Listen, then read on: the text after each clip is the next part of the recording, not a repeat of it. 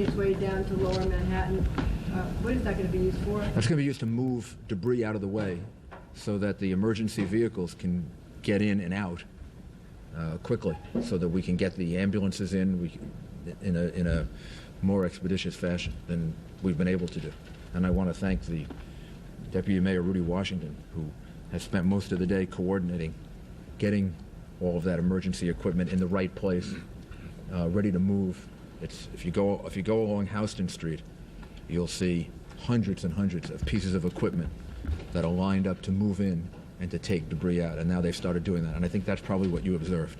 You probably observed them starting the. Are you concerned about the city tonight in light of all of the things that have happened during the daylight hours today? Am I concerned from the point of view of the actions and activities of the people of the city? The police department is out in large numbers. You want to explain the force that you have out there? And no, I'm not concerned. But we're pretty much out in full force this evening. Southern Manhattan, as you know, we're primarily concentrating on the rescue efforts. The rest of the city is basically, some of the entry points are shut down. The tunnels are shut down. As of midnight, there will be no more traffic coming into Southern Manhattan from 14th Street. We're going to shut that down. I think the city's pretty secure, and we're going to continue doing what we're doing in the rescue effort, and just hope for the best. Have there been any reports of lawlessness, any reports of any looting or anything? Absolutely not. There's been no reports of looting or any other problems out of the ordinary. And as I said, the boroughs are working pretty normally, and so far so good. Mayor, did you see the president's comments tonight, and have you spoken to him again since? no, I spoke to him earlier today, and I only heard the very end of his comments because I was coming back from the World Trade Center. I'm sorry, he said thousands to die. I don't know the number at this point. And that may be very well be the case. At this point, we're still in the effort of trying to recover people. So I don't know the numbers yet, but I mean, this is going to be, as I said, the numbers are going to be very, very high. Mr. Mayor, just if you think of the number of people that were in the building at the time, we've been spending time with the medical examiner, who, by the way, was injured himself, and so Dr. Hirsch was injured and had to be treated, but he's organized his office, and they are ready to deal with thousands and thousands of bodies if they have to. Mr. Mayor, earlier in the day, And we'll give them the support and the help to do that. Is the rescue effort? Dr. Hirsch? He was down there, yes, and he got injured. I mean, he's okay, but he's obviously he was hurt. I mean, he was beaten up pretty badly. His body hurts, and He was beaten up? well, no, I mean his body was, he got hit with debris. No one beat him up. He got hit. He described it that way. I said, "How do you feel, Dr. Hirsch?" He said, "I got pretty beaten up." And then what happened is he got hit with debris. Mr. Mayor, earlier in the day, you weren't sure exactly what the radius of damage was like, what blocks were involved, how much debris had fallen on surrounding areas. If you go down there now, the last time I saw it was when I was leaving this morning. It's horrendous. I mean, it's filled with debris. It's filled with dust. It's going to be a heck of a cleanup effort. How far down? Battery Park City, was that affected? Well, the power is out in the lower part of Manhattan on the west side. So there is no power at this point. So that's why we had to bring in the lights to light up the area so that they can do the rescue effort. And the people that live at Battery Park City have been evacuated. They were taken to New Jersey. So I don't know when that'll be back. That's going to take a while for that to come. What about other South Street, Seaport? So on the east side of downtown Manhattan has power, and exactly where the demarcation line is, I'm not sure. But over by One Police Plaza, going east, there's power, and I believe there's power at City Hall now. What are your plans for the rest of the night, for the next 12 hours? And My, for your staff? And will you all still be? We just had a long meeting with all of the agencies to make sure they have the support that they need. They'll all reassemble here at 8, 9 o'clock tomorrow morning, and some of the critical people will stay here throughout the night, and we'll have representatives here. And I'll be here for a while longer. Mr. Mayor, are you concerned about asbestos contamination? The health department has done tests, and at this point is not concerned. But so far, all the tests that we've done do not show an undue amount of asbestos. Doesn't show any particular chemical agent that we have to be concerned about. The accumulation of it for people who are down there can become very, very irritating. And there were a lot of people whose eyes have been burned. But I don't think there's any chemical agent that we have to worry about at this point. Do you have any idea how many police officers and firefighters you are missing? Yes, we have an idea of how many we're missing. Can you tell us that? Well, it's a lot. It's a lot. A lot of firefighters and a lot of police officers. And 200? I don't know that. I really don't want to get into a numbers game until we know. It's a lot. It's a lot. There were also reports that there are some top brass in both departments who are missing. Yes, we lost the deputy chief of the fire department and the chief of the department. The chief of the fire department? The chief of the fire department. The first deputy commissioner. Feehan. Deputy Commissioner Feehan. Chief Gansey. Father Judge. And Ray Downey, who I just gave a party for at Gracie Mansion for his years of service to the fire department, who led our team in the Oklahoma City bombing rescue. We've also lost him. This must be very difficult for you, Mr. Mayor.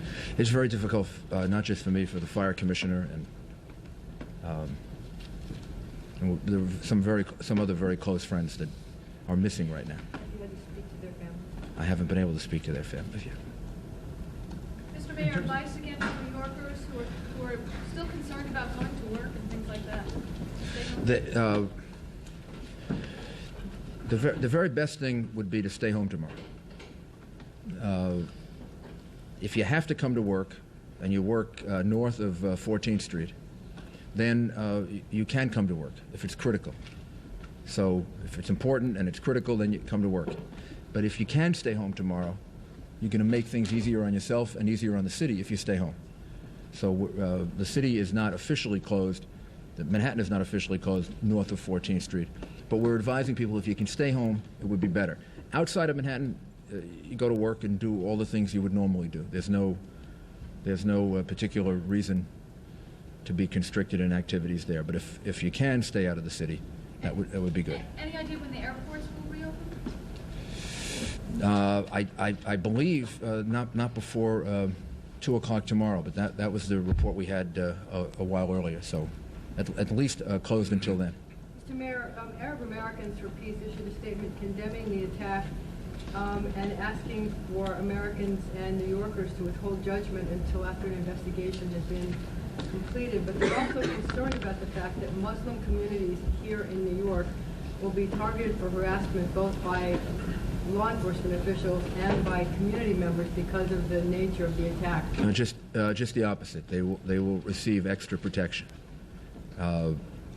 That's the point of what I was saying earlier. Nobody should engage in group blame. The reality is, whoever is responsible for this, law enforcement will figure that out. The United States government will figure it out, and the retaliation will be, I'm sure, very, very strong, and make an example out of those people. But nobody should try to make that determination on their own. Nobody should blame any group of people or any nationality or any ethnic group. The particular individual is responsible and the group's responsible. That's up to law enforcement, and it's up to the United States government to figure out. And citizens of New York should, even if they have anger, which is understandable, and very, very strong emotions about this, it isn't their place to get involved in this. Then they're just participating in the kind of activity we just witnessed. And New Yorkers are not like that. So we're sensitive to that. The police department will have special patrols in those areas of the city, and anybody that tries to do anything like that will be arrested. Mr. Mayor, is there anything you could say to put to rest of the fears people have? Everything is being done to try to make the city as secure as possible. the president, the FBI, federal government, the state, the governor, the New York City Police Department, law enforcement authorities. Everything is being done that can be done, and people tonight should say a prayer for the people that we've lost, and be grateful that we're all here. And tomorrow, New York is going to be here, and we're going to rebuild, and we're going to be stronger than we were before. Last question. Police Commissioner Carrick, did you lose any top people in your department? No, not to my knowledge, not at this point. We have suffered losses. There was a contingent of cops that was with the mayor and I, and Chief Ganji and First Deputy Meehan. The mayor and I left them. We were gone about 10 minutes when that portion of the building fell, and I had a number of people there. We haven't found them yet, so I don't know the numbers. I don't know yet. We're still hopeful that we're gonna find people, and we have not given up hope that we're gonna be able to find some people. We do know there are people in the building that are alive. We know that for a fact. I can't get into it right now, but we do know there are people in the building that are alive, and we're making every effort to get to them. Are those members of those police officers, Commissioner? Excuse me? Are those police officers? There are some police officers, yes. How many, Which building are they in? Two that we know of. How many? Two? Two. Do you know which building they're in? Which building? I can't say right now. Have police officers been pulled from the rubble already, alive? Yes, there are a number of people that were taken to the hospitals. Can people be heard from Yes. inside the rubble? Is that how you know? Can people be heard? I can't get into it right now. We have a group of shelters that are available in Manhattan. Bayard Rustin High School, Seward Park High School, Washington Irving High School, the High School of Fashion Industry, Chelsea High School, Norman Thomas, the City School, JS 22, IS 131, Comprehensive Day and Night. They're all open for people that may need shelter tonight. And we'll put out this list, as well as Curtis High School in Staten Island and Westinghouse High School in Brooklyn. So we'll put out this list, and these shelters are all available to people who may be displaced. Thank you.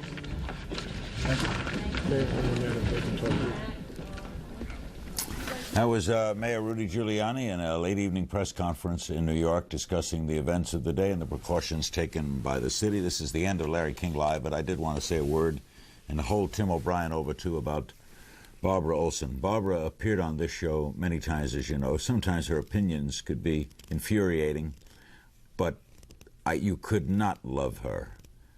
You could not love her. She was just... Barbara was a doll. Would you agree, Tim? Is Tim O'Brien there? Wouldn't you agree that she was a special lady? Oh, I'm sorry, Tim is not there. I thought he had stayed over. Anyway, she was a special lady. We will all miss her. I can't imagine doing one of our panel debates and not having Barbara Olson. And to her wonderful husband, Ted, the condolences of all of us here at CNN. We'll be back tomorrow night. Stay tuned for a CNN special report, America Under Attack.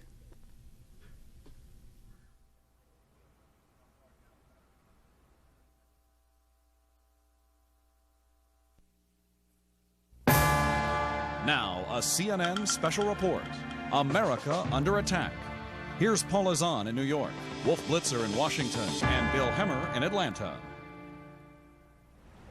Good evening, everyone. You've heard some of our leaders calling today one of the worst days in American history. You are joining us now some 13 hours after two hijacked commercial airlines crashed into the World Trade Center, taking down the North Tower, taking down the South Tower, as well as an adjoining building. Some 50,000 people worked in this complex. As I look behind me tonight, a disturbing sight. And after we look at this shot, we will try to fast forward to this evening. No trace of what used to be the tallest buildings in New York City, just a smoldering black hole. The Empire State Building, now the tallest building in the city. The strikes happened 18 minutes apart, the first one at 8:45. By 10:30, both towers had collapsed. An untold number of victims are still trapped inside the wreckage of the building. Mayor Giuliani and the police chief confirming they believe there are people who are still alive. Unfortunately, rescue workers cannot get to them at this hour because of falling debris, because of smoke, and because of structures of buildings that might continue to collapse. Mayor Giuliani said the death toll could be horrendous. He said the numbers are going to be very, very high. What we can tell you tonight is the city is confirming that some 265 firefighters are believed to be dead. The police chief saying among the dead, the chief of the fire department as well as the deputy chief, some 85 police officers missing tonight. CNN's Peter Viles takes us back to the start of this dreadful day. I need to warn you, the pictures are graphic. Some of you might find them disturbing.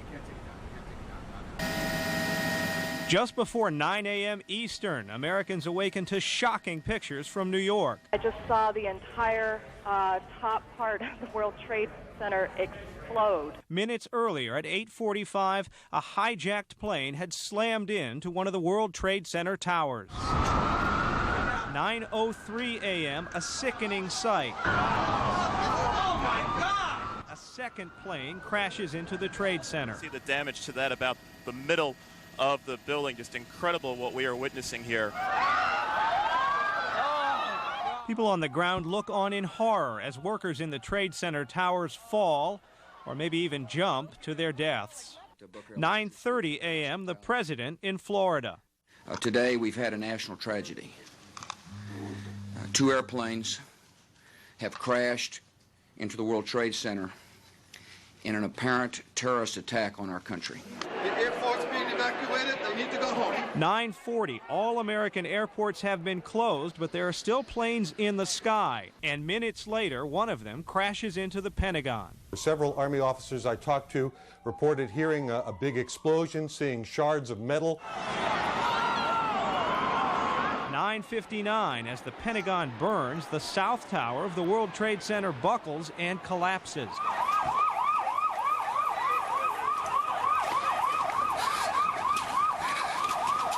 10:29, the second Trade Center tower collapses. An American landmark is in ruins. Here it comes. I'm getting behind a car. Thousands feared dead, lower Manhattan shrouded in smoke and debris. 10:48, police in western Pennsylvania confirmed that a fourth hijacked plane crashed a half hour earlier outside Pittsburgh. Enormous loss of life there. Noon, shock and disbelief. As the dead and wounded are taken to East Coast hospitals, officials in New York and Washington report a shortage of blood and appeal to Americans to donate their blood.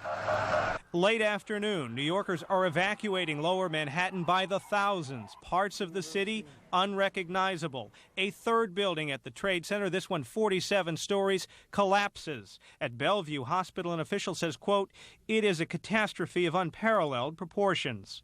Peter Viles, CNN, New York.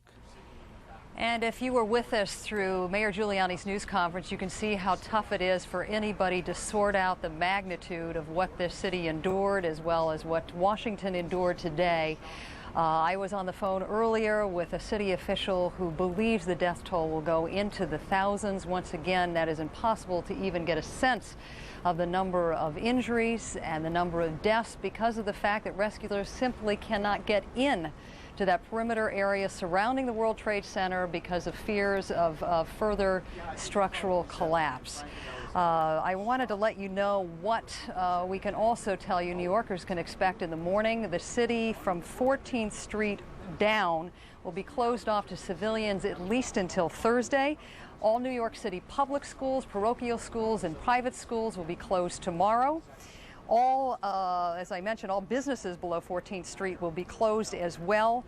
The nation's airports have been completely shut down at least until noon Eastern on Wednesday. The stock markets, as you can see on the screen, will also be closed. And you know that the news from the Asian markets that are now opening is not good, opening to a 17-year low. But once again, New Yorkers are going to wake up to a skyscape they barely recognized. The two towering World Trade Towers no longer exist. And Wolf, throughout the next hour, we will hope to be bringing you more information from some of the trauma centers in the area that are trying to treat patients. We know for a fact some 300 victims are being treated at St. Vincent's Hospital, and we're going to go to our reporter live there to get a better sense of what their condition is at the moment. Paula, President Bush was very succinct in his remarks tonight, insisting, quote, "Today our nation saw evil," confirming the worst fears when he said this: thousands of lives were suddenly ended by evil, despicable acts of terror. He began this day on a routine assignment in Florida, promoting his education agenda when he got the word of the plane crash, the plane attack on the World Trade Center towers in Manhattan. He was immediately flown shortly thereafter to Barksdale Air Force Base in Louisiana for security considerations. His security personnel not believing it was safe yet to return to Washington. From Barksdale, he was flown to Offutt Air Force Base in Nebraska, home of the Strategic Command, where he remained for several hours, participated in a telephone conference call with his national security advisors. Eventually, it was determined that it was safe for him to return to Andrews Air Force Base outside of Washington. He came in under unprecedented escort protection from F-15s and F-16s, eventually landing at Air Force Andrews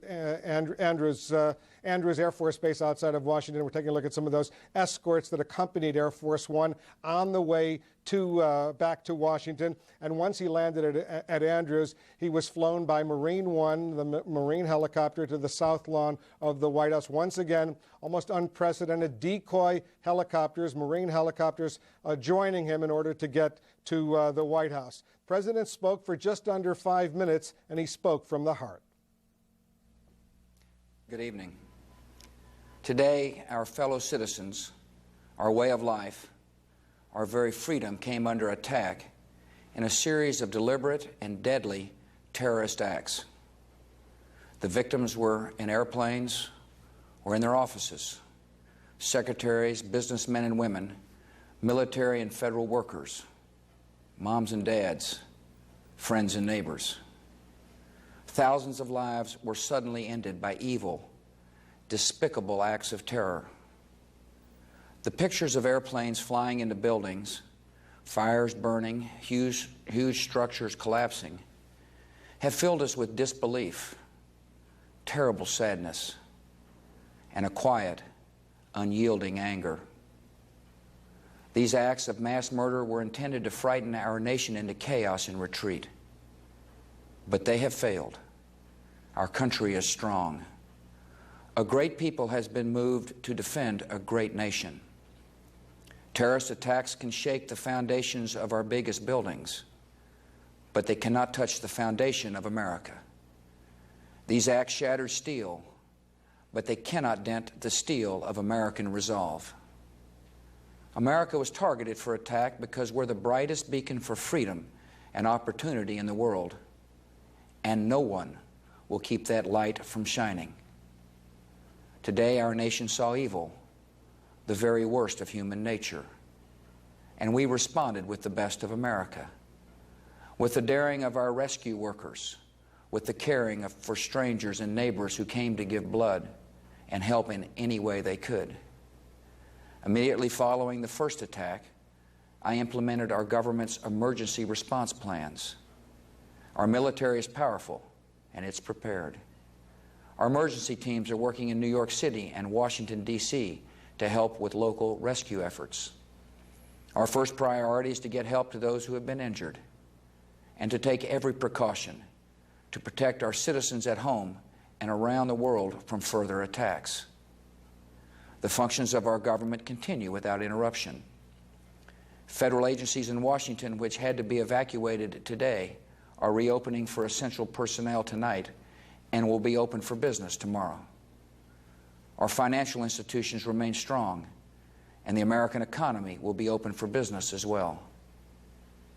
The search is underway for those who are behind these evil acts. I've directed the full resources of our intelligence and law enforcement communities to find those responsible and to bring them to justice. We will make no distinction between the terrorists who committed these acts and those who harbor them. I appreciate so very much the members of Congress who have joined me in strongly condemning these attacks. And on behalf of the American people, I thank the many world leaders who have called to offer their condolences and assistance. America and our friends and allies join with all those who want peace and security in the world, and we stand together to win the war against terrorism. Tonight I ask for your prayers for all those who grieve, for the children whose worlds have been shattered, for all whose sense of safety and security has been threatened. And I pray they will be comforted by a power greater than any of us, spoken through the ages in Psalm 23. Even though I walk through the valley of the shadow of death, I fear no evil, for you are with me. This is a day when all Americans from every walk of life unite in our resolve for justice and peace. America has stood down enemies before, and we will do so this time. None of us will ever forget this day, yet we go forward to defend freedom and all that is good and just in our world. Thank you. Good night, and God bless America. President Bush speaking at the White House almost 2 hours ago from the Oval Office, his first nationally televised Oval Office address. Our senior White House correspondent, John King, is at the White House. John, from that address, the president met with his top national security advisors. What do we know about that meeting? That's right, Wolf. The president immediately proceeded to that meeting at the White House Situation Room.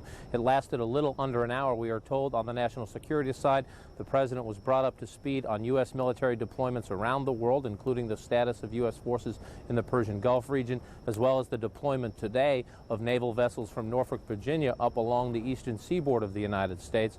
Also, that meeting was expanded beyond the normal national security meeting in a way to take into account the devastating effect of this tragedy. The Transportation Secretary, the Health and Human Services Secretary, and the Director of the Federal Emergency Management Agency brought into that meeting as well to discuss with the President and his national security team the steps the federal government is taking to try to deal with the devastation of this. Now, we are told from sources earlier today that senior administration officials told key members of Congress that they are, quote, certain, based on the evidence they have gathered so far, confident based on the evidence gathered so far, that people and organizations associated with Osama bin Laden are responsible for this. But coming out of the national security meeting tonight, I was told by a senior administration official they do not want to jump to conclusions here. The administration will say nothing publicly about that. This official saying, quote, we're going to take a little time to sort this out.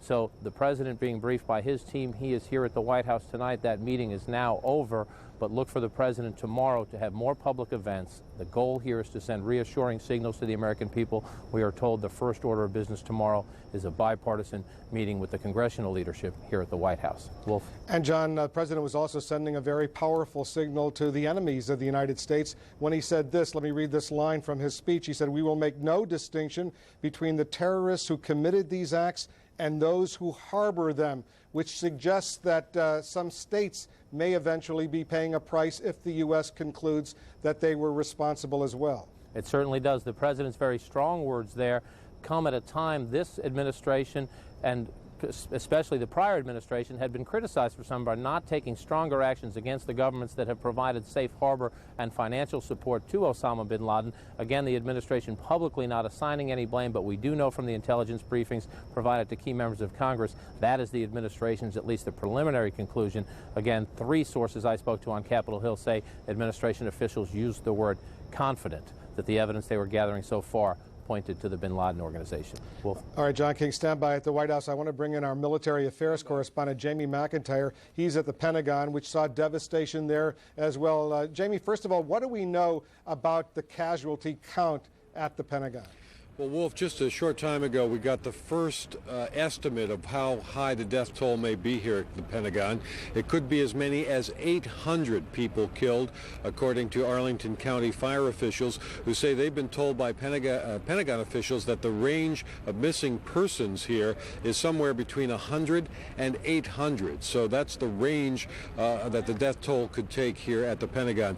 Arlington County fire officials also say that the work tonight, as the fires continue to burn here at the Pentagon, is to remove some of the debris, take some of the front of the facade off so that firefighters can go in the morning in full force and try to put out what remains of the fires that, as I said, are still burning here more than 13 hours after the crash took place.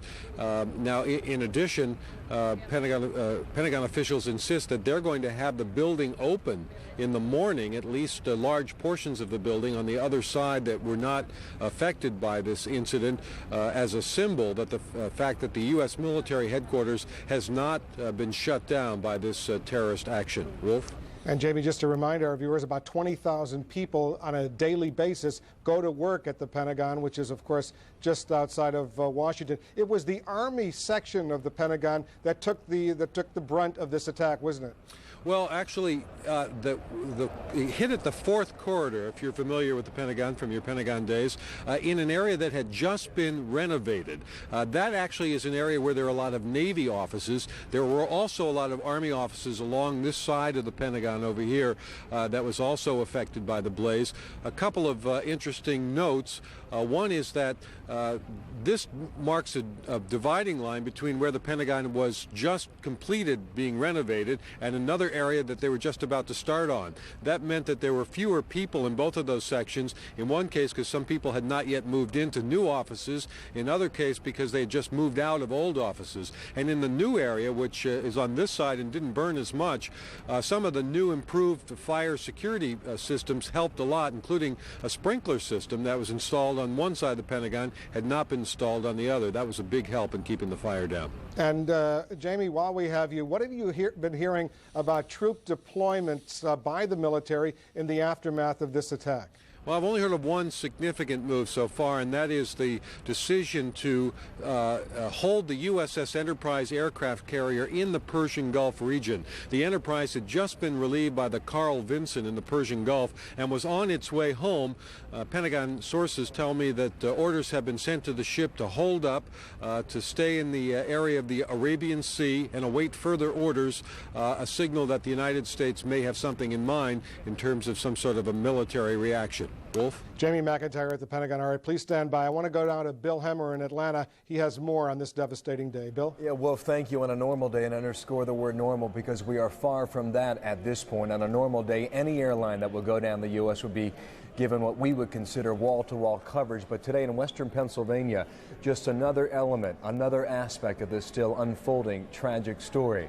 To David Mattingly near Shanksville, Pennsylvania, where United Airlines Flight 93 went down this morning about 10:20 a.m. David, good evening again to you. Good evening, Bill. We are officially in the tiny town of Stony Creek Township, Pennsylvania. That's just outside Shanksville, southeast of Pittsburgh. The FBI here at the crash scene will confirm only one thing, that there were 38 passengers and 7 crewmen aboard the United 757 when it crashed here in a field of an old strip mining area. Officials at this location have been reluctant to call it an act of terrorism until evidence is uncovered that actually indicates this. In the meantime, there are hundreds of state troopers and emergency personnel securing the crash site, calling it a crime scene in preparation of a federal investigation. Now, witnesses in the area said the plane hit the ground at a 45-degree angle, causing a tremendous explosion, rattling windows miles away from here. All that's left of the 757 appears to be small pieces of debris, raising concerns that the investigation here on the ground could be a long and difficult one. Of course, the search is on for the all-important black box, the flight recorder.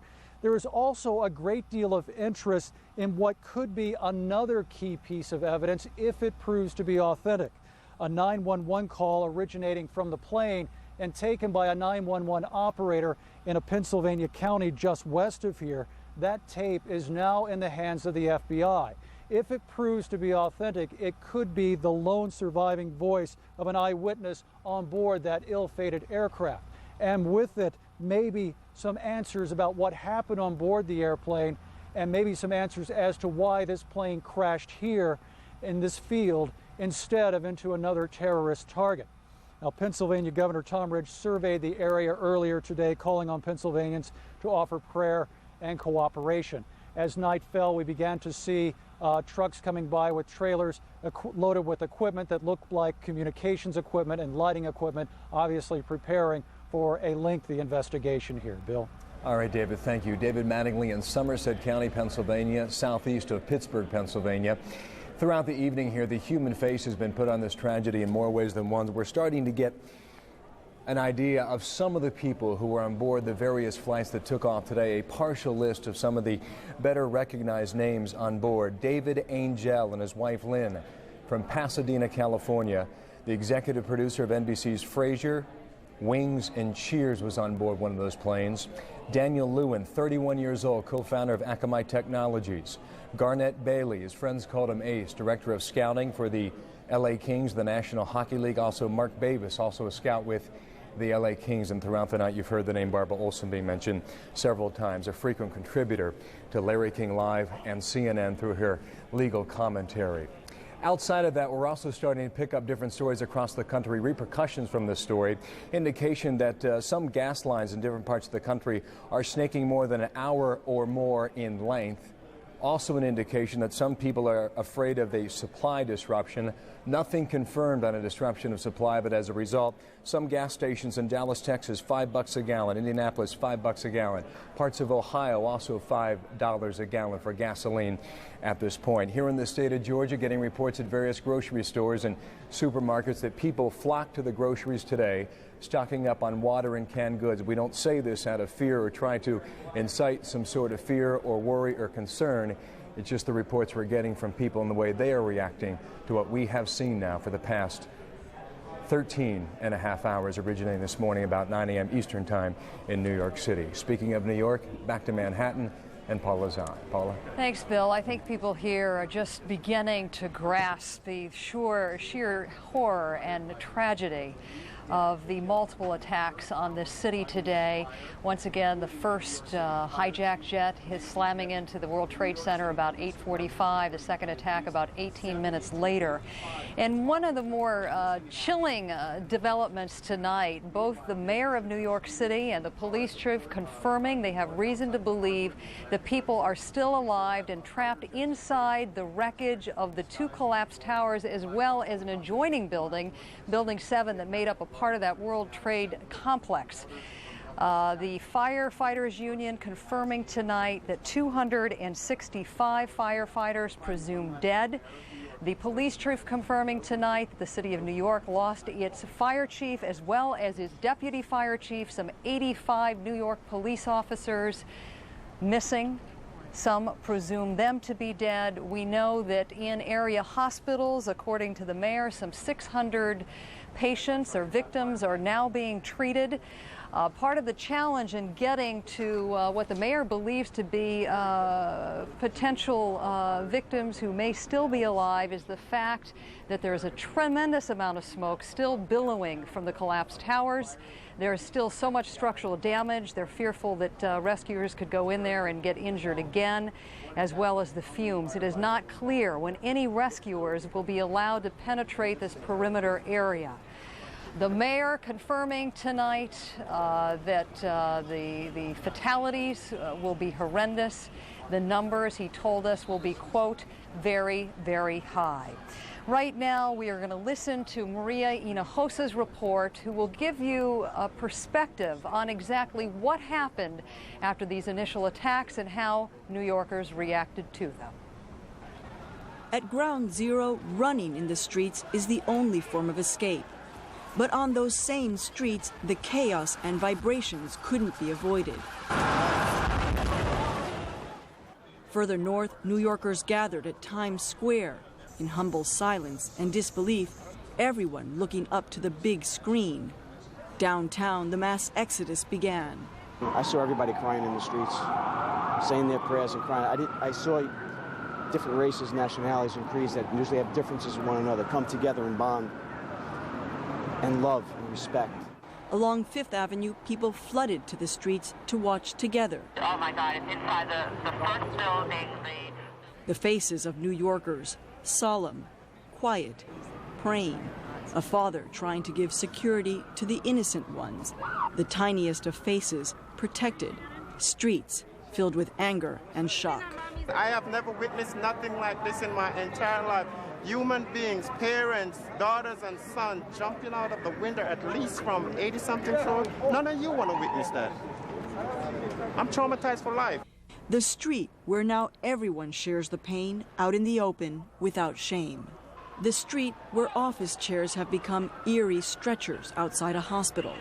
We've had multiple types of injuries, from severe burns to blunt injuries and multiple fractures. The street where a depleted mayor summons some strength. New York City is a lot stronger than this, and we're going to overcome it, and the people of New York City are going to give an example of how you stand up to terrorism. You just don't be afraid. But Times Square is empty, the streets are silent, and a city mourns. Maria Hinojosa, CNN, New York. And I think it is fair to say millions of people were in a state of shock today based on the conversations I've had with people who witnessed this attack. That state of shock is turning to outrage. Joining me right now is Scott Hess and Jennifer Ruth, both of whom were working in the area at the time. I should make it clear before we go any further, some 50,000 people worked in the World Trade Center area. You were not far from there. Both of you were evacuated from your workplaces. What did you see, Jennifer? I work at the Three World Financial Center on the 35th floor, and my cubicle faces the World Trade Center. And we saw the hind end of something entering the building and the hole, the gaping hole through the building, and then the debris starting to fall. So we then evacuated and crossed the street and saw the second plane before it actually hit the building. And at that point, everyone panicked and screamed and started running north on West Side Highway. Now, at that point, police obviously had not blocked off streets, so you were able to run as fast as you could. Right. What do you remember about what you saw earlier today? After we evacuated the building, the first tower was on fire, and we saw bodies either leaping or falling from the upper floors, and it was just a chilling scene.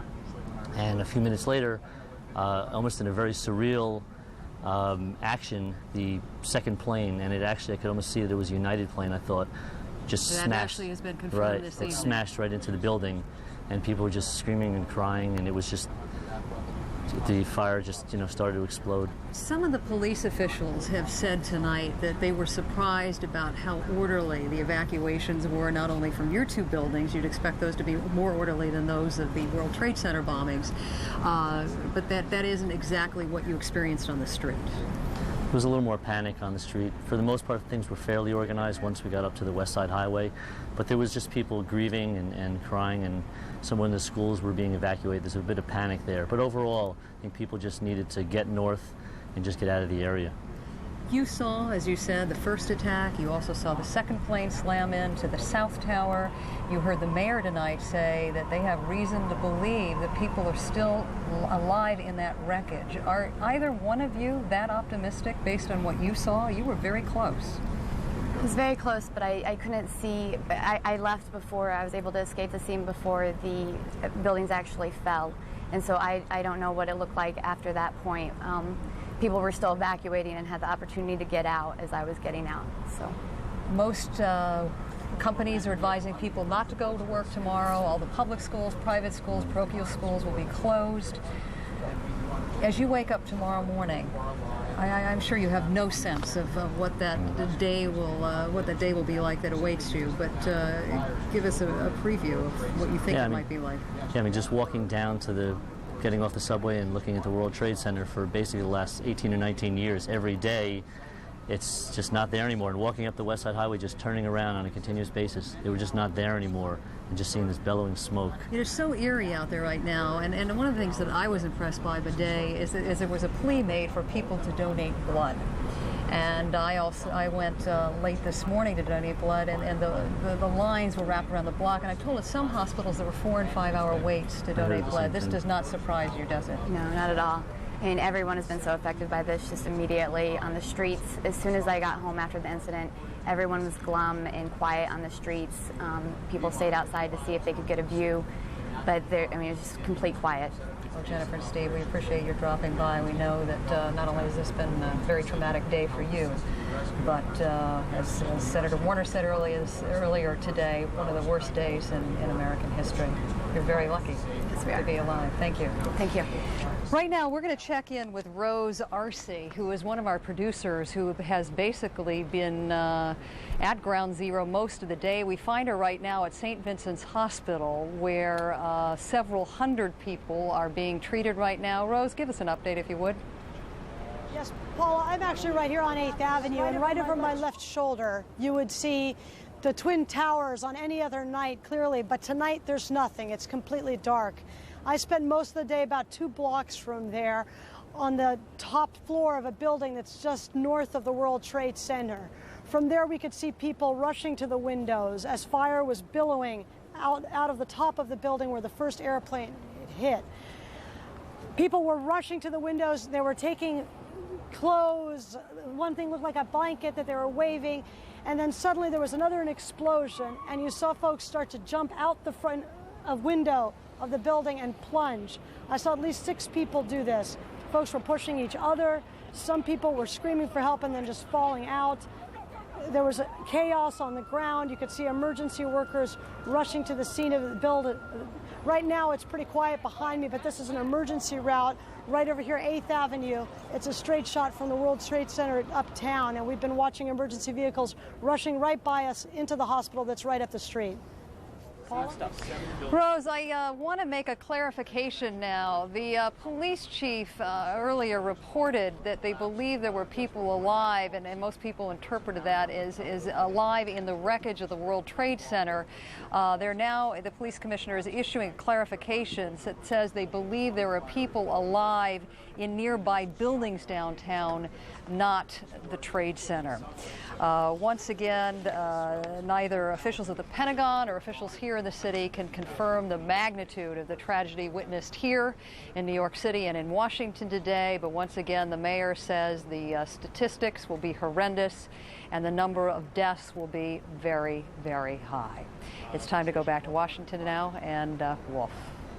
Thank you, Paula. We're getting some new information now from our Susan Candiotti in Miami. She's reporting that the FBI has begun the process, or will soon begin the process, of executing search warrants in more than one location in South Florida, including what she says are the homes and post office boxes of several individuals. This is in response, Susan Candiotti is reporting, to information gleaned from the investigation into today's terrorist attacks in New York and here in Washington. One source tells Susan this: we're looking at South Florida ties to some of the people we're looking at. That's because, she says, authorities are basing their investigation on the passenger manifests of these hijacked airliners, 4 of them today, and they're taking information from other sources as well. We'll be following this. One additional note, she says a search will also be done in Daytona, Florida. Susan Candiotti will be joining us shortly. I do want to report once again what she's saying, that the FBI has begun the process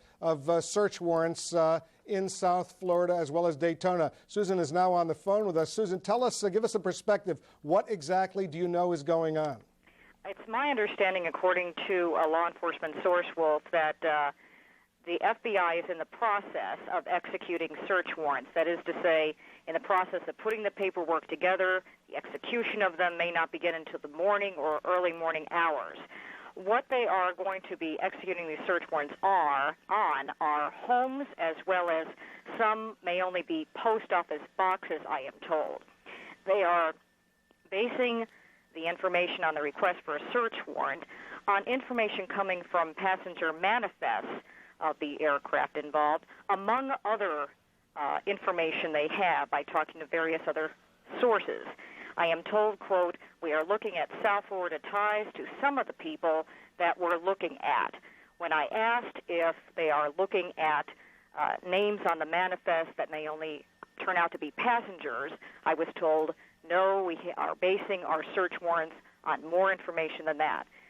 They are looking at more than one location, I am told, in South Florida, as well as other locations in Central and or North Florida, including Daytona Beach. Wolf? Susan Candiotti in Miami, thank you very much. And our Jonathan Karl, our congressional correspondent, has been talking with members of Congress who also have been receiving intelligence briefings. John, tell us what you're hearing now. Well, Wolf, I'm outside the Capitol Police headquarters here on Capitol Hill, where Attorney General and also the FBI director have both been briefing about 75 members of Congress. I can tell you that in general, the one bit of information here is that they believe, according to the Attorney General told members of Congress that these were teams of 3 to 5 operating on each one of these planes, and that they believe that in each one of the cases where they have direct information, they were armed only with knives. Besides that, members of Congress I've spoken to that were in this briefing expressing frustration at the lack of information. They wanted to know, about the plane that went down outside of Pittsburgh. They wanted to know where was that plane's destination. They wanted to know more about the nationalities of those that were involved with this attack. And they said they got essentially no new information on any of that. But again, the one thing that they did get out of this was that, according to the Attorney General, what the Attorney General told the members of Congress here, those were teams of 3 to 5 operating on each one of those planes. Now, there will be another extraordinary briefing of law enforcement officials tomorrow at 12:30 on the floor of the House of Representatives, because every member of the House and Senate, for that matter, obviously wants to get briefed, wants to get these questions answered. So there will be a closed briefing on the floor of the House, we are told, tomorrow at 12:30 with law enforcement officials. Jonathan Karl, so many questions and still so few answers. Thanks so much for joining us. And I want to bring in now the former UN ambassador, United States ambassador to the United Nations and Energy Secretary during the Clinton administration, Bill Richardson, who was one of the last high-ranking U.S. officials to actually go to Afghanistan and meet with Taliban leaders. He met with them in late 1997. And also Julie Surs, a former U.S. Defense Intelligence Agency analyst, a specialist on the Taliban and Afghanistan and Osama bin Laden. And first to you, Secretary Richardson, what is your sense right now, knowing the Taliban, knowing Osama bin Laden, hearing these reports, what do you believe that Osama bin Laden was responsible for this? My gut feeling, Wolf, is yes, that every indicator, which is similar to the bombing of our 2 embassies, to the USS Cole, the modus operandi, the 3 to 5, that most likely it is Osama bin Laden. I believe that intelligence is also indicating that he's now in Afghanistan. If that is the case, I think this new policy makes sense, and that is that any nation that harbors such a terrorist would also be the beneficiary of a retaliatory effort by the United States. My view, again, is that the Taliban have been playing this game, that we contain him. When I met with him, they said he's not perpetrating any terrorist acts, he's under our control. That is not the case. He operates in a wide network throughout Afghanistan, other countries. I think it is critically important that if he is in Afghanistan, that he be turned over, that he be brought to a swift retaliatory effort. Julie Surs, you're a former DIA, Defense Intelligence Agency analyst specializing in Afghanistan and the Taliban and Osama bin Laden. What's your take? I agree with Ambassador Richardson and the other experts that I know you've had on throughout the day that, yes, all the indicators do seem to point to Osama bin Laden being responsible for this attack. And yes, I also agree with Ambassador Richardson that the Taliban and, as the President said, share at least equal responsibility in this act if that does turn out to be the case that bin Laden is behind it. Taliban officials have claimed after the 1998 embassy bombings, after the Cole attack, that bin Laden could somehow be controlled by them, and I think this shows, if anything, that they're working with him, that they're cooperating with him, that's perhaps even the best way to understand bin Laden's organization, that it includes not just bin Laden and this extremist network worldwide, but is very much helped by the safe haven the Taliban provide, and even by the assistance of some neighboring countries, including particularly Pakistan. I think it needs to be said now. It's something many of us American officials have believed, and private experts on the subject as well. Well, let me ask Ambassador Richardson, do you believe Pakistan should share some of the responsibility if, in fact, Osama bin Laden is proven to have been responsible for these attacks? Yes, there's no question that the Pakistanis have a lot of influence on the Taliban. When I visited the Taliban, it was arranged by the Pakistanis, who had to have a lot of leverage over them, territorial, financial. I think it's important that the international community rally behind the United States. NATO, nations like Pakistan, others that have influence with the Taliban in Central Asia. This should be an international responsibility. This is an attack on the international community, not just the United States. The United Nations needs to be involved. We need to have a multinational effort, but the United States should lead that. If they are the perpetrators, they should be the recipients. The Osama bin Laden organization, the whole network of a very strong retaliatory strike. All right, Ambassador Bill Richardson, Julie Serz, I want to thank both of you for joining us. We have to leave it right there. And Paula, before we go to you, just to recap the headline from our Jonathan Karl, reporting on a briefing that the Attorney General John Ashcroft gave members of Congress, that the U.S. government now believes teams of 3 to 5 individuals carrying knives commandeered those 4 airliners earlier today, destroying them and themselves in the process. Paula? Thanks, Wolf. The city here is still paralyzed by the impact of the terrorist attacks here earlier today, and somewhat chilled by what the mayor of the city has just shared with us. He said he believes the fatality numbers will be horrendous, and that they will be, in quote, very high indeed. We do need to clarify one thing that the police commissioner told us was misinterpreted coming out of that news conference that he just held with the mayor. We were led to believe that police officials thought that there were people alive in the World Trade Center. That apparently is not the case. The police commissioner is now reiterating that he believes there are indeed people alive in nearby buildings downtown. Now, once again, to understand the impact of these 2 explosions.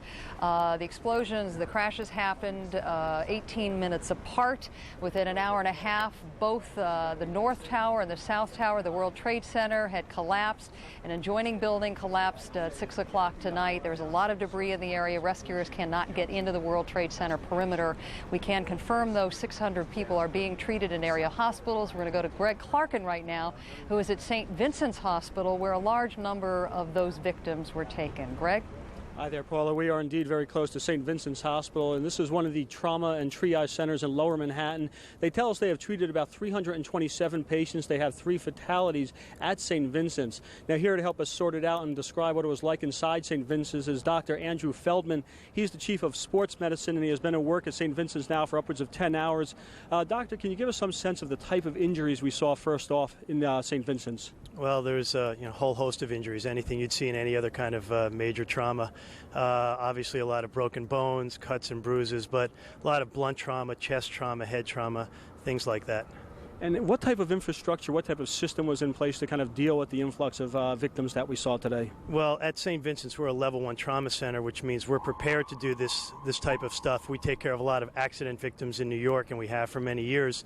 And I'm very proud of the staff and the other doctors in the facility for how they handled this. But basically, we are really set up for this type of environment.